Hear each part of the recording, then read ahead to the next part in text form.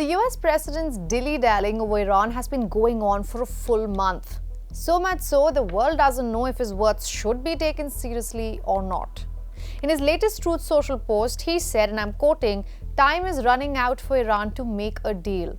No mention of protests or the protesters, just a direct threat.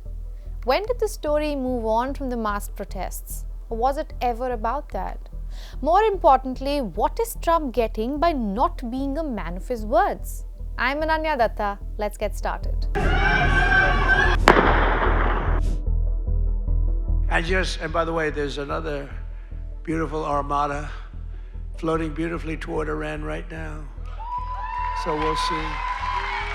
The movement of a warship will not affect Iran's will or determination. We possess both the resolve and the full capability to defend Iran. Many think the story started on the day Trump posted his locked and loaded message on social media. We were 2 days into the new year and Iranians were out on the streets demanding economic relief. Trump had said the US is ready to come to the protesters' rescue. But the real story started 4 days before that.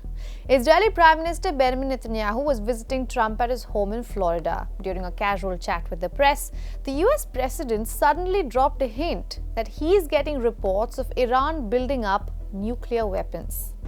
Now I hear that Iran is trying to build up again, and if they are, we're going to have to knock them down. We'll knock them down, we'll knock the hell out of them, but hopefully that's not happening. At the time, the protests in Iran were just starting. The Iranian rial had hit a record low a day earlier. Shopkeepers and students were slowly catching on the momentum on the streets. But three things coincided right there: Netanyahu's US visit, Trump's nuclear threat, and Iranians protesting. The reason we are talking about this so-called coincidence is because the latest tweet by Trump almost creates a full circle. He said, and I'm quoting again, "A massive armada is heading to Iran." Armada is a fleet of warships. He goes on to say, like with Venezuela, it is ready, willing, and able to rapidly fulfill its mission. As I told Iran once before, make a deal. No nuclear weapons. Every statement between the earlier bite that we played for you to this latest social media post were directly about the protests in Iran. So what changed? Or was this the plan all along? If you see last June's Operation Midnight Hammer, Washington targeted Iran's nuclear facilities with over 100 aircraft, B-2 stealth jets flying all the way from the US to deliver their quote-unquote bunker buster precision-guided bombs. Trump was all gaga over this attack. Beautiful B-2 bombers, aren't they beautiful? Now we respect them so much. What a job they did. That in an instant completely obliterated Iran's nuclear capability, of which we have just ordered, I have to say, many more of the updated versions of that incredible piece of art. So if Trump obliterated Iran's nuclear facilities, how did it take just 6 months for Tehran to start quote-unquote building up again? And how is all of that connected to what Trump is planning now? You see, CNN is reporting that the US president is weighing a major new strike on Iran after preliminary discussions between Washington and Tehran over the latter's nuclear program have failed. Iran's foreign minister has said that the Iranian armed forces are ready to immediately and powerfully respond to any possible attack by the US. Reports say Trump hasn't made his final decision, but the military options have been given to him. The first option is targeting Iran's leaders and the security officials who are believed to have killed the protesters. Second, direct strikes on Iranian nuclear sites and government institutions. And third, the supreme leader Ayatollah Ali Khamenei. A quick glance at a satellite picture around Iran tells us that the US military is ready for all of these three options. These are the photos taken over the weekend of Al Udeid Air Force Base in Qatar. This is the largest American facility in the Middle East, and it shows a number of new structures when compared to a week before that. Drones and P-8 spy planes have been seen operating Iranian airspace on the Flight Radar 24 tracking website.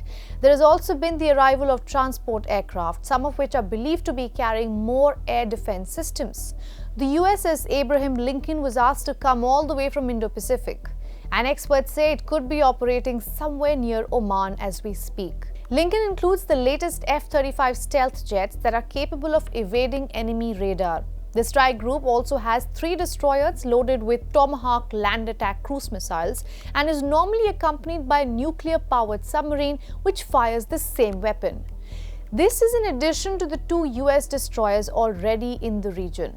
Britain too has sent a squadron of Typhoon jets to the area to quote-unquote boost regional security. And the US Air Force is planning a major exercise in the region codenamed Operation Agile Spartan. They will test deployment, disbursement and sustained combat air power across the US Central Command area. Now, whether this is military posturing or planning is something we will hopefully know in the days to come. But it seems like Trump's voters back home are on board with the plan. A new Politico poll suggests that 65% of his voters support the US taking military action against at least one of the several potential target countries like Iran, Greenland, Cuba, Colombia, China and Mexico. But Iran stands out here. About 50% of Trump's voters backed military intervention in the country, the most of any foreign target. So in the end, Trump may not be weaponizing force, but the uncertainty of what he will do. Unlike the 12-day war, Trump no longer needs to act immediately to be effective. He has proven his point that he can strike Iran if he wants to. I'm Ananya Datta. Thanks for watching.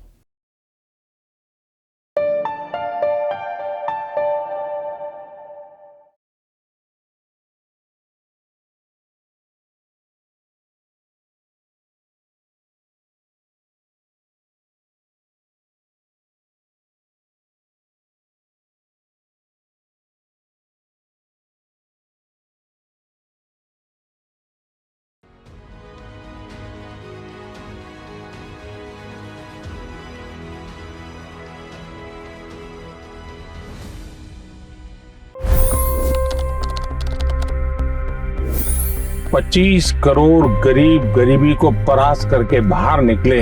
For the good of our nation, let's work together and let's truly make America great again. The fastest news breaks. Requested PM saying that look, you will have to speak to Putin and to Zelensky.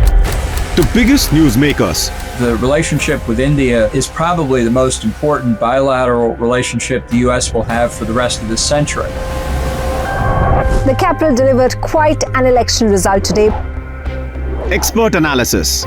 The million-dollar question today is how to stop this dance of death. Ground reports. I'm standing at the crossroad of the Kumbh Mela. Behind me are more than 100 entry ghats.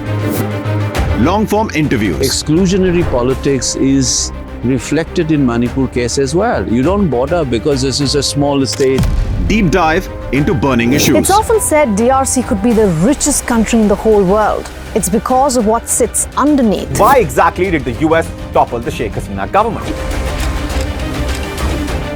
HT videos. We don't just break news, we break it down.